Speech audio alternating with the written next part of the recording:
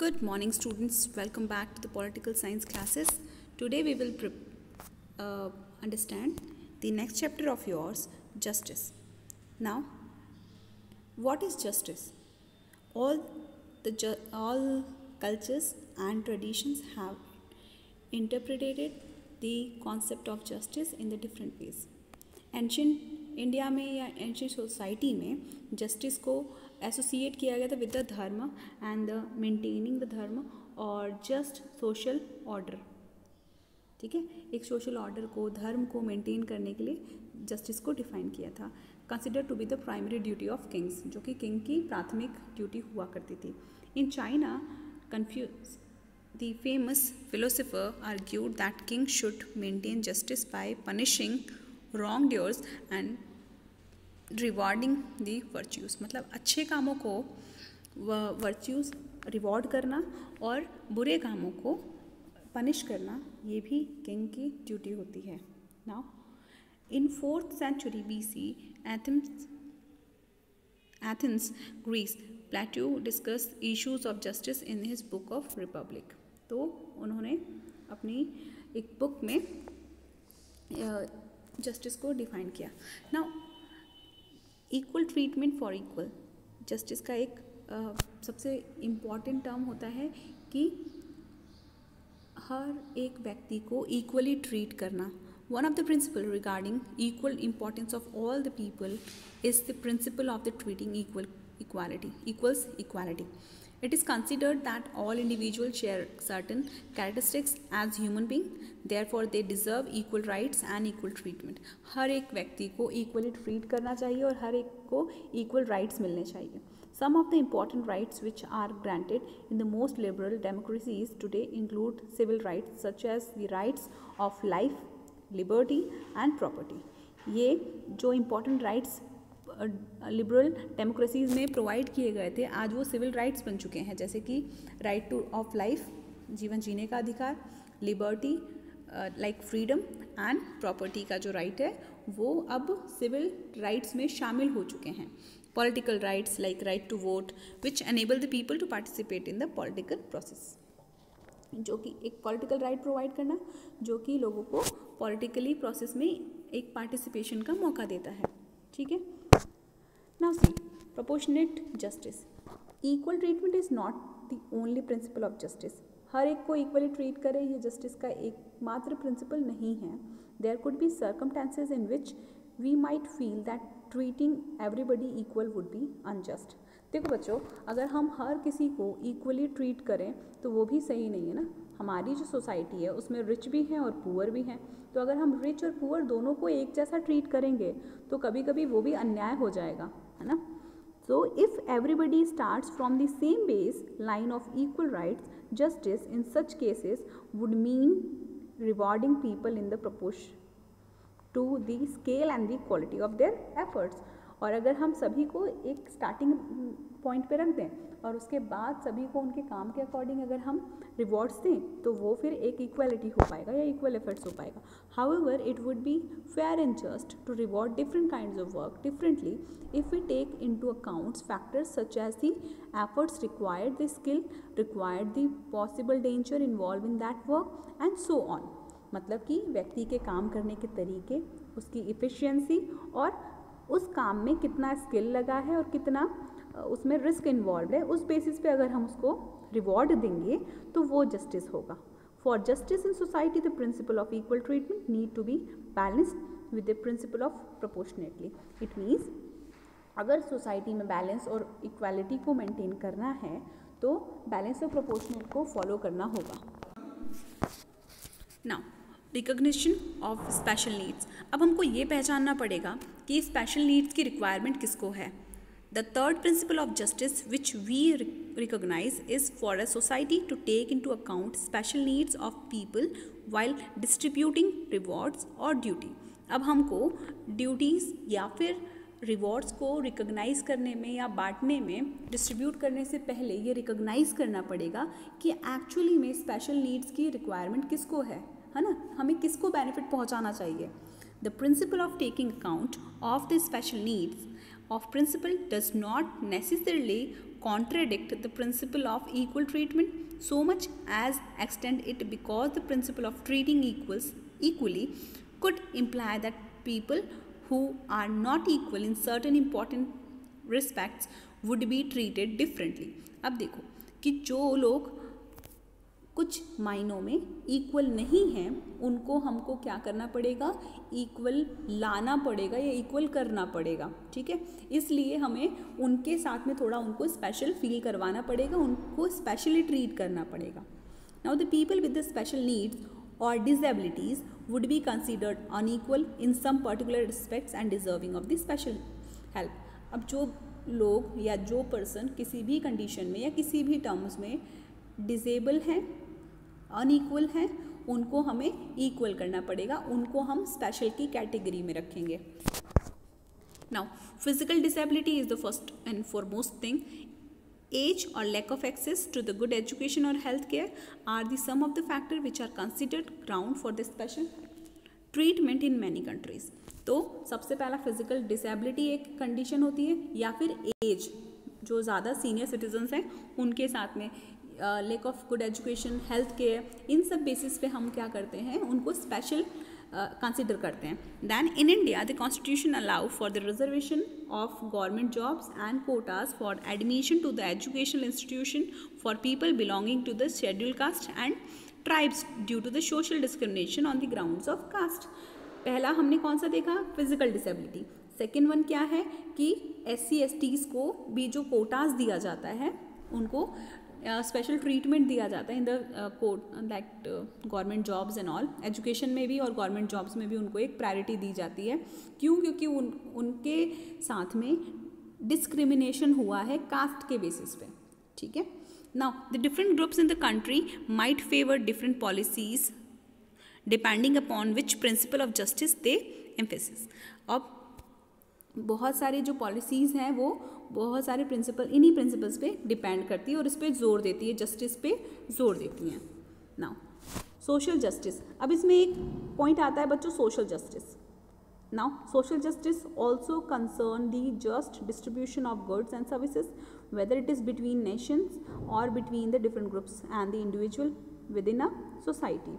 अब सोसाइटी के अंदर गुड्स और सर्विसेज का डिस्ट्रीब्यूशन कैसे करना है, नेशन के बिटवीन या फिर डिफरेंट ग्रुप्स के बिटवीन, तो वो भी सोशल जस्टिस में आता है।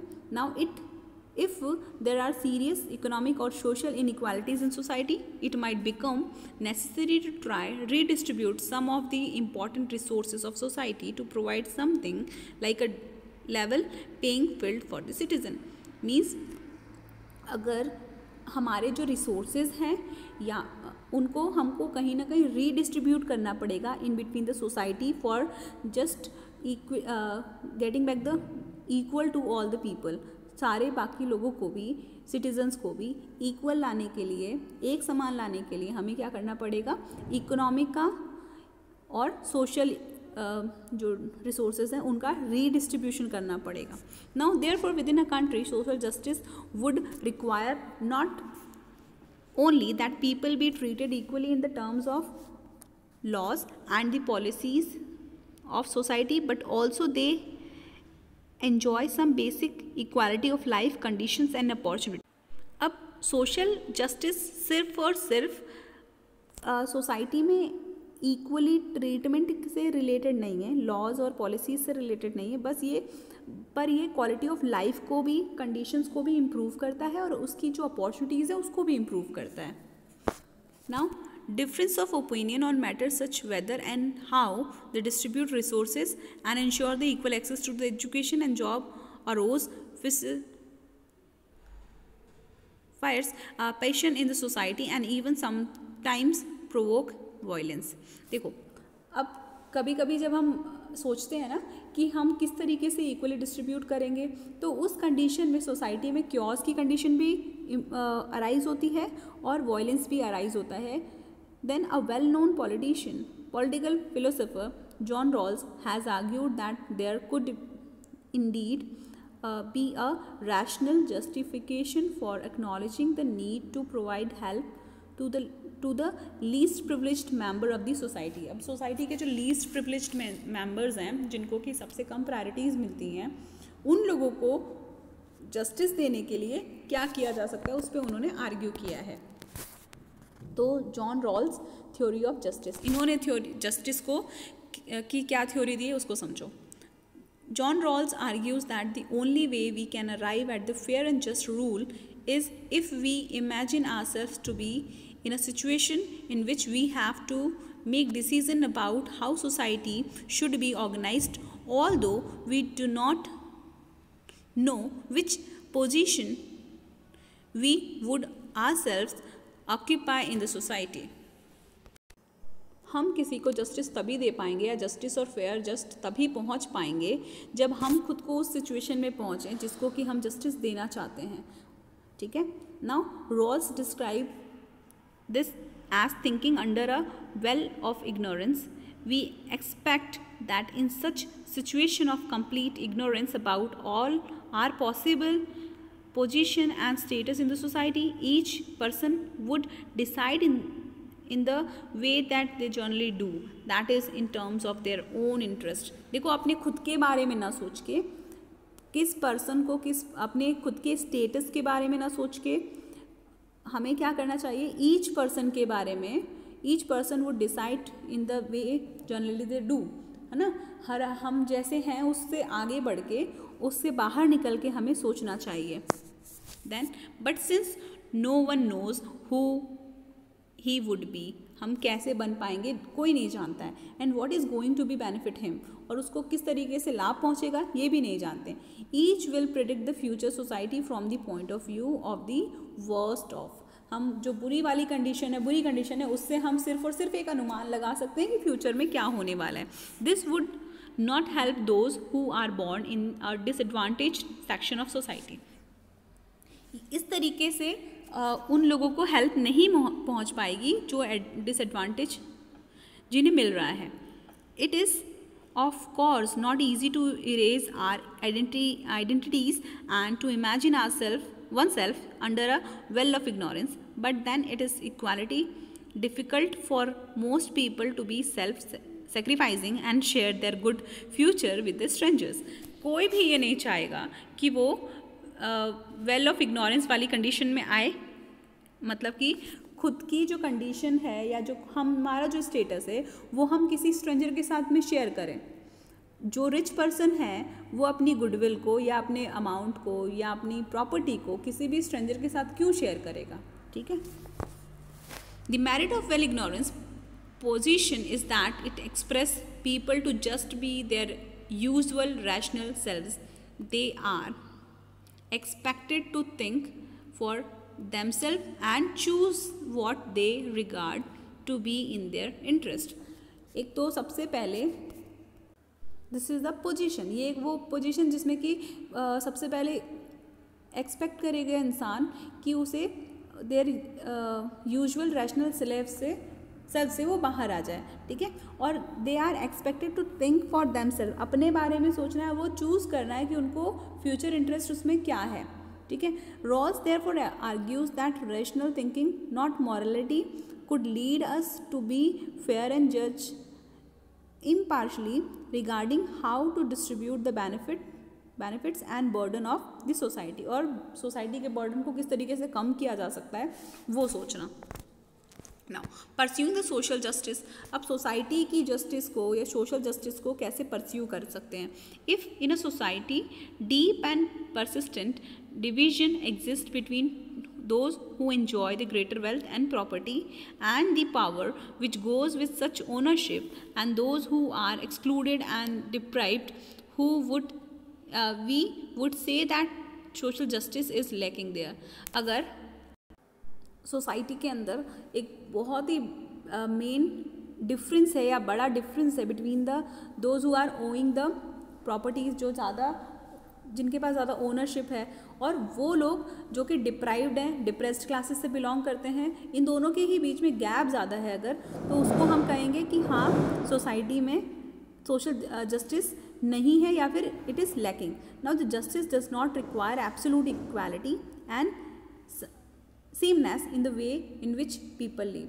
मीन्स जस्टिस का मतलब ये नहीं है कि एब्सोल्यूट इक्वालिटी लेके आ जाएं या फिर सबको एक समान कर दें, but the various methods of calculating the basic need of people have been devised by the different governments and by the international organizations like World Health Organization. अब इसे जस्टिफाई किसने किया या फिर इसको आइडेंटिफाई किसने किया? वर्ल्ड हेल्थ ऑर्गेनाइजेशन जैसी जो इंटरनेशनल ऑर्गेनाइजेशंस होती हैं वो इसे आइडेंटिफाई करता है. Now providing people with their basic needs is considered to be one of the responsibilities of the democratic government. Democratic government की ये एक रिस्पॉन्सिबिलिटी बनती है कि वो अपनी जो पीपल हैं उनके कंट्री के जो लोग हैं उन्हें वो इक्वालिटी या बेसिक नीड्स को प्रोवाइड करें. However providing such basic conditions of life to all the citizens may pose a heavy burden on the government. और इन सबकी रिक्वायरमेंट को पूरा करते करते गवर्नमेंट के ऊपर एक हैवी बर्डन पड़ जाता है. In India different approaches are being supported by the different political groups who debate the relative merits of different schemes for helping the marginalized section of the population such as rural and urban poor. Urban poors और rural poors को के जो difference का जो gap है उसको कम करने के लिए बहुत सारे अप्रोचेस उठाए गए हैं. Now free market versus state intervention. Now supporters of the free markets believe that if markets are left free, the state of interference, the sum of market transactions would ensure overall a just distribution of benefits and duties in the society. तो जो market में जो believe करते हैं तो वो ये मानते हैं कि अगर मार्केट्स को ऐसे ही फ्री छोड़ दें, स्टेट का कोई इंटरफेरेंस नहीं हो, तो फिर जो जस्ट ड्यूटीज़ का डिस्ट्रीब्यूशंस हैं वो नहीं हो पाएगा. ठीक है. Now, however, not all free market supporters today would support the absolutely unregulated markets. जितने भी मार्केट सपोर्टर्स हैं वो अभी अनरेगुलेटेड मार्केट्स को सपोर्ट नहीं करते हैं या फिर they would not want their interference. Now, many would now be willing to accept the certain restrictions. For instance, and states could step in to ensure and the basic minimum standard of living to all the people so that they are able to complete the equal treatment. ताकि हर कुछ एक जो basic standards हैं, standard of living है, उनको at least restrictions में शामिल कर लिया जाए ताकि हर एक को इक्वल ट्रीटमेंट मिल सके.